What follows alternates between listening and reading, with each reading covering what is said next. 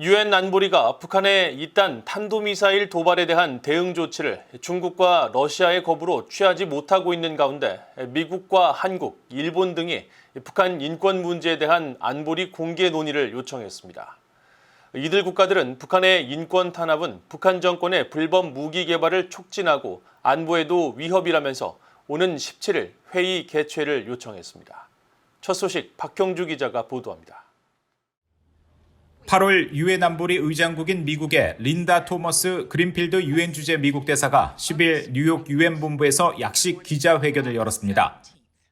토머스 그린필드 대사는 북한 인권 문제를 논의하는 안보리 공개 회의를 오는 17일에 열자고 공식 요청하면서 북한 정부의 인권 유린과 침해는 불법적인 대량 살상 무기와 탄도미사일 프로그램의 발전을 촉진하는 만큼 안보리에서 다뤄야 할 문제라고 강조했습니다. Protecting people around the world is an integral part of the UN Charter and an important responsibility of the Security Council. And that means holding the DPRK regime accountable for its human rights abuses and violations. 토머스 그린필드 대사는 이어 안보리는 북한의 김정은 정권이 북한 주민들과 일본, 한국을 비롯한 다른 유엔 회원국 국민들을 상대로 매일 자행하는 범죄와 탄압, 공포를 다뤄야 한다고 밝히고, 그러나 안보리는 지난 2017년 이후 이런 문제를 공개적으로 다루지 못했다고 지적했습니다. This is the first Security Council open briefing on the human rights situation in the DPRK since 2017, and it's long overdue.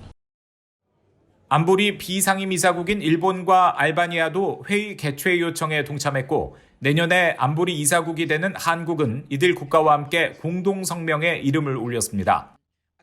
회의가 열리면 엘리자베스 사이몬 유엔 북한 인권 특별보고관과 북한 인권 관련 시민단체 관계자가 북한의 참혹한 인권 유린 상황에 대해 설명할 예정입니다. 앞서 유엔 주재 미국 대표부 고위 당국자는 이날 전화 브리핑에서 북한의 인권 침해는 안보 문제와 직결된 사안이라고 강조했습니다. 북한의 반복되는 인권 탄압과 침해는 북한의 대량 살상 무기, 탄도미사일 프로그램과 보건 그리고 식량 안보 위험, 지역 불안정과 불가분의 관계에 있기 때문에 안보리의 지속적인 관심을 요구하는 문제라는 겁니다.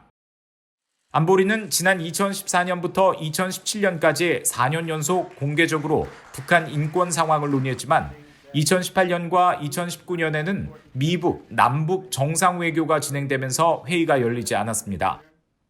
이어 2020년부터 2022년까지는 중국과 러시아가 국제 평화와 안보를 다루는 안보리에서 북한 인권을 논의하는 것은 적절하지 않다고 주장하며 제동을 걸어 비공개 협의 형식으로만 이 문제를 다뤘습니다. 이번에도 중국과 러시아가 반대할 경우 절차 투표를 거쳐 회의 개최 여부가 결정될 수 있으며, 절차 투표에서는 상임이사국은 거부권을 행사할 수 없고 이사국 15개국 중 9개국 이상이 찬성하면 안건으로 채택될 수 있습니다. VOA 뉴스 박형주입니다.